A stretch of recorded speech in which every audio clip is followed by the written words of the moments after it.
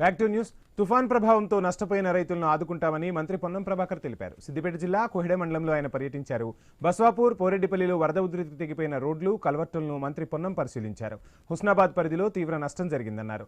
రైతాంగం పూర్తిగా నష్టపోయిందన్నారు. కేంద్ర మంత్రి బండి సంజయ్ స్పందించి రైతులను ఆదుకోవాలని కోరారు. కేంద్ర ప్రభుత్వం నుంచి సాయం అందేలా చేయాలని విజ్ఞప్తి చేశారు.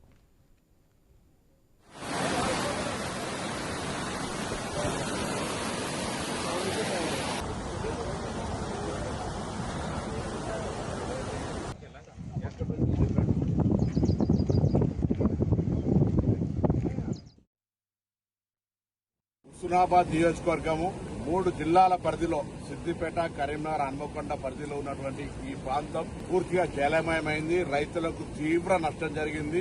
రాష్ట్రంలో అత్యధిక వర్షం నమోదైన మండలం భీమదేవరపల్లి. ప్రాణ నష్టం జరిగినటువంటిది ఈ నియోజకవర్గంలో జరిగింది. వందల వేల మెట్రిక్ టన్నుల ధాన్యం తడిసిపోయింది. వందల వేల మెట్రిక్ టన్నుల ధాన్యం కొట్టుకుపోయింది. వందల వేల ఎకరాల్లో పంట పొలాలు నీళ్లు నిలిచి పనికి రాకుండా పోయినాయి.